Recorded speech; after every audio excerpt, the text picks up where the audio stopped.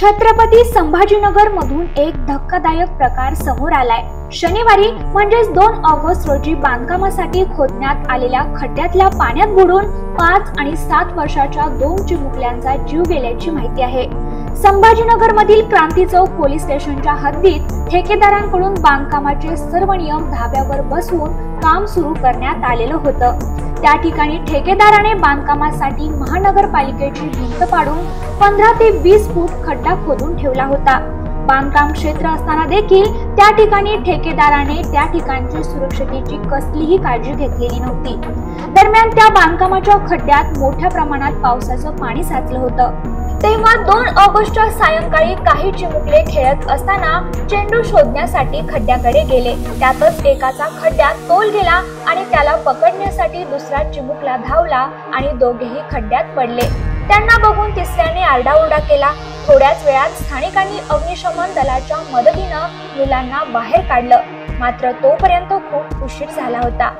संभाजीनगरच्या घाटी रुग्णालयात दाखल केले असता दोन्ही चिमुकल्यांना मृत घोषित करण्यात आलं। ठेकेदाराच्या मनमानी आणि प्रशासनाच्या नाकाखाली चालू असलेल्या अवैध कामामुळे 2 निष्पाप मुलांचा जीव तर गेलाच, मात्र त्याहूनही दुर्दैवी आणि लाजिरवाणी गोष्ट घडली ती म्हणजे या घटनेची कसलीही गंभीर दखल प्रशासनाने घेतली नाही।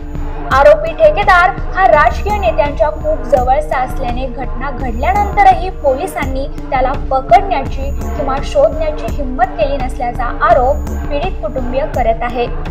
पोलिसांवर राजकीय दबाव असल्याचा देखील आरोप आहे। त्याचबरोबर महानगरपालिकेचीच भिंत पाडून बांधकाम सुरू केलेली जागा घटना घडल्यानंतरही जाऊन बघण्याचे अधिकाऱ्यांना कष्ट घेतले नाहीत।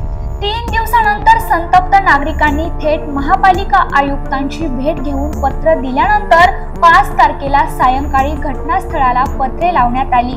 आरोपी ठेकेदार फरार असल्याचे सांगितले जात असले तरी तो स्थानिक बड्या नेत्यांच्या जवळचा असल्यानेच पारदर्शक कारवाई न करण्यासाठी तसेच प्रकरण दाबण्यासाठी पोलिसांवर वरून दबाव असल्याचा गंभीर आरोप पीडित कुटुंबीय आणि नागरिक करत आहेत।